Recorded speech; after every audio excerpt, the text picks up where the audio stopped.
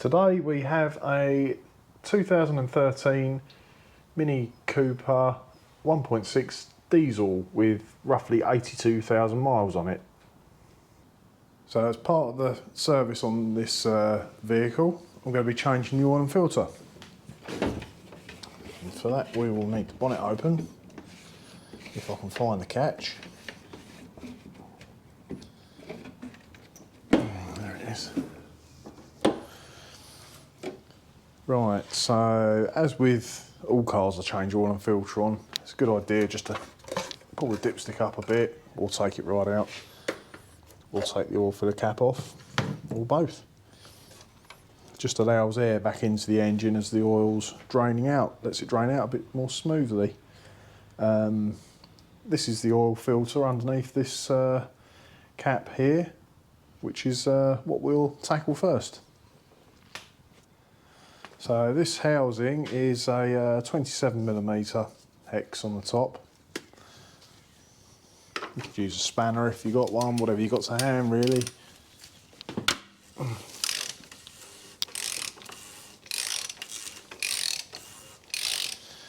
Right, before I go any further,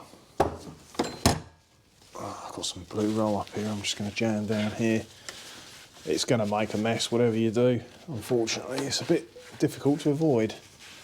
I'll try and catch some of it.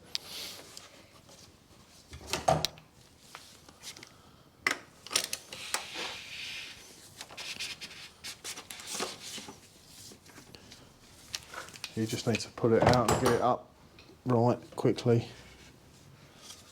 Oh, it stayed in there, but it did drop some oil down there.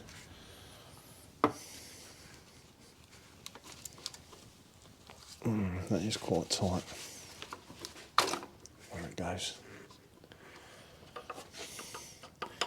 You usually do the oil filter first because the residue oil in there, when you take the sump bung out, well, before you take the sump bung out, if you take the filter out, you'll see that disappear down into the sump. So when you go underneath to drain it, you should hopefully get a bit more out. We'll go over the vise next and change the seal on this housing. It's dripping everywhere. So I've got the oil filter housing here in the vise. We've got an O-ring to change. There it is. When you go to your motor factors to pick up the parts, if you just take your registration number with you, they can usually recommend what you need for your particular engine. With this filter, inside the pack there came a new O-ring and a sump plug washer. So that's quite handy. You should be able to get an oil filter for under £15 at this moment in time. Right, that's it. Seal refitted. I'll get rid of that and take these bits back to the car. So I don't know if you can see at the end of my screwdriver there's a hole there, a round hole, sort of between 2 and 3 o'clock position.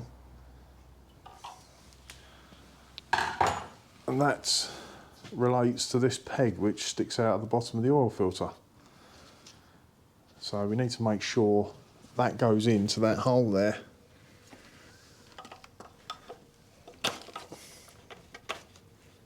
Ah, that's it. Lovely, that's gone in. Get that rag out of the way now.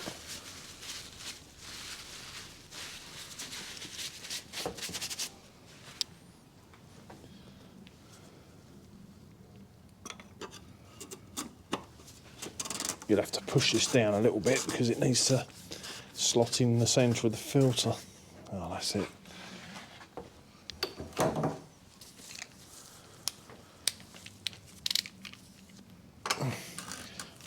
So nipping this up, don't go too mad, it doesn't have to be that tight. If you've got a torque wrench, they usually tell you on the top. In fact, yeah, this one does say 25 Newton meters, but you just need to nip it. That'll be plenty.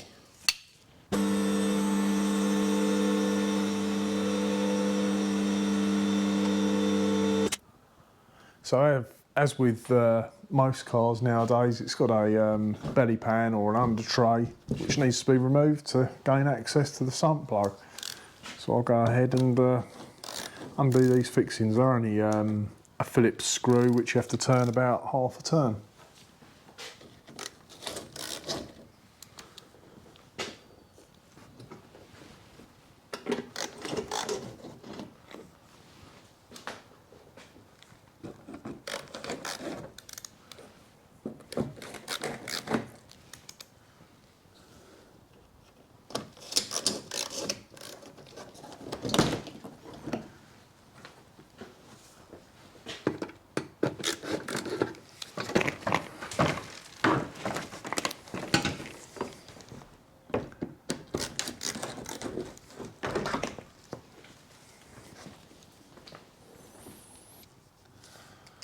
So underneath the Mini with the belly pan removed, this is a sump, and you can see here a 17mm sump plug. I like to use a single hex socket, just reduces the chance of slipping, particularly on a sump plug like this where the head isn't very deep. It's quite thin.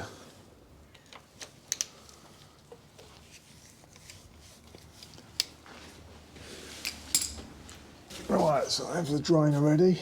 It's not very hot, so it shouldn't come shooting out too fast, but be ready just in case.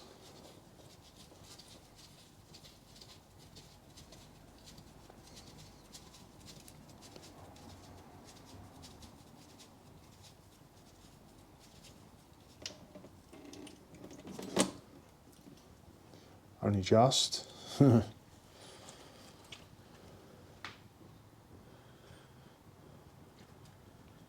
Didn't expect it to come out that fast, it's not that hot.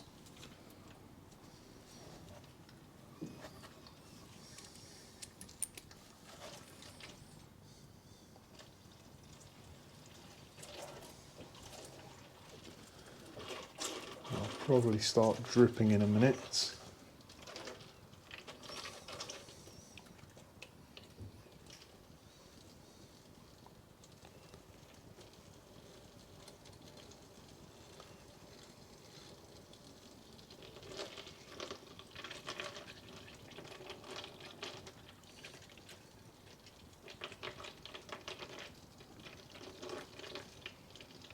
Alright, that's getting heavy now.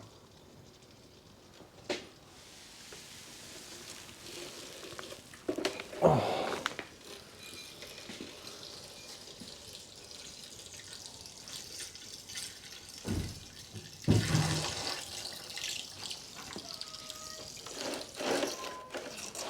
Right, we'll just leave this now for 3 or 4 minutes to drain down.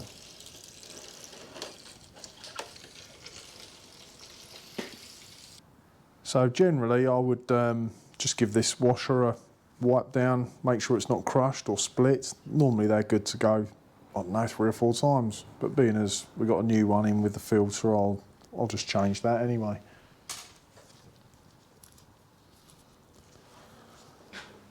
So it's been draining for a while now, and as you can see it's slowed down to a steady drip. So that's pretty much all we're going to get out of that one. It'll probably go on dripping all night if you left it.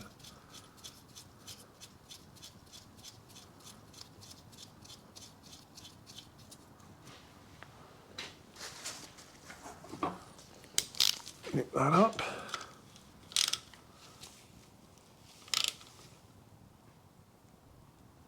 But not too tight because it is only aluminium. Don't want to strip the thread.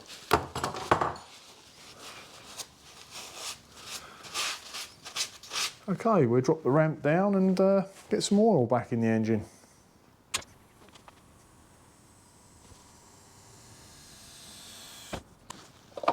Right, so the dipstick is still up slightly to allow the air out of the engine as we fill it up. Hopefully stop the oil glugging back up through the filler.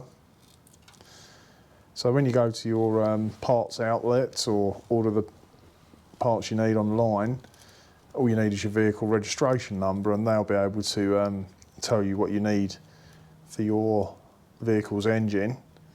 There's quite a few different brands of engine oil, viscosities, but they'll be able to recommend what you should use. When I picked this oil up, I was told between 3.5 and 4 litres of oil, but looking at the amount that came out, that looked more like 6 litres that came out. So I'm going to I'll put the 3.5 litres in first, and before I run it up, I'm going to check it quickly on the dipstick, because that should be high on the dipstick now because the engine hasn't been run, but if it is still down really low, obviously I'll put some more in before I run it. Cost wise, you're probably looking between £50 and £60 for a 5 litre tub of oil at this moment in time anyway. It's changing all the time. I just want to make sure it's got enough in there to run up.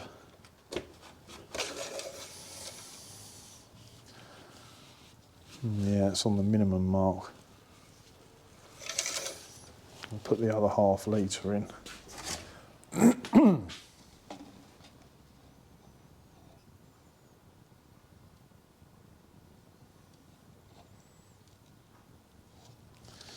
Right.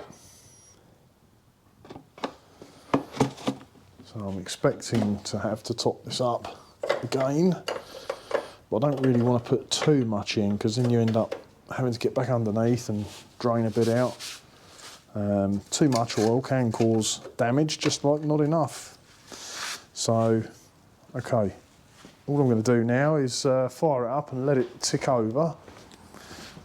Make sure the oil light goes out. Oh, it doesn't need to be revved. It's not a good idea to rev an engine, particularly after it's just been drained of oil.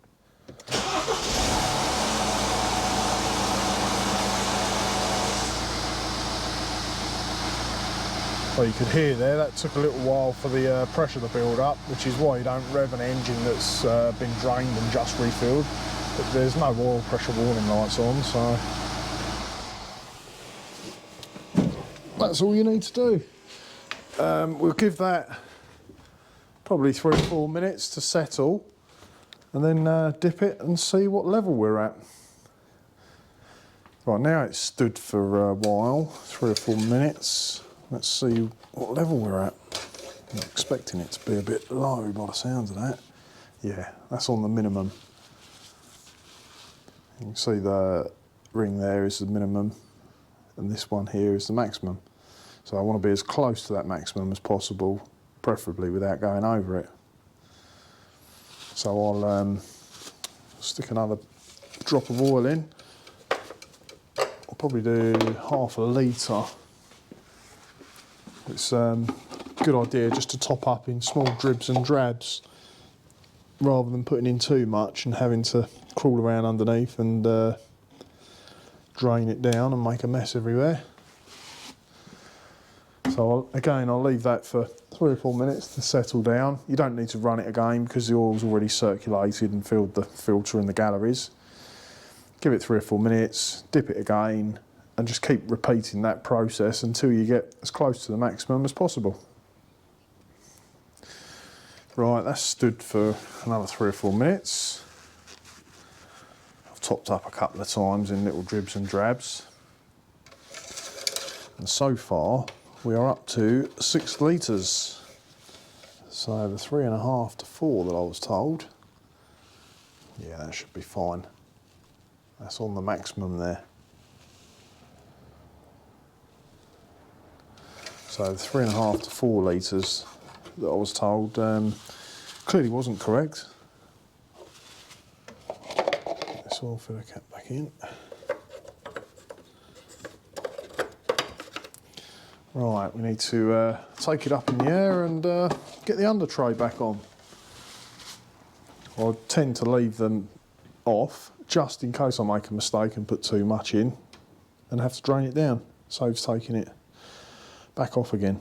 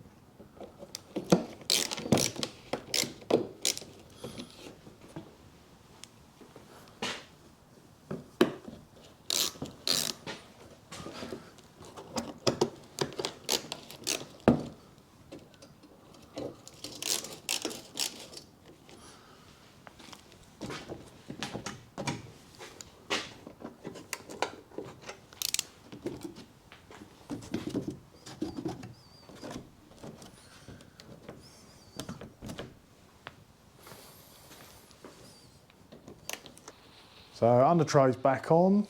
All filter housings tight, sump plugs tight. I'm up to the maximum level. I'm happy with all of that. All that remains is to give it a run around the road, and I generally bring them back in and just have a quick look, make sure there's no leaks. But apart from that, it should be good. Well, thanks for watching. Hopefully the video's been of some help for you. And if it has, please consider hitting like and subscribe. It will help our channel out no end. Cheers.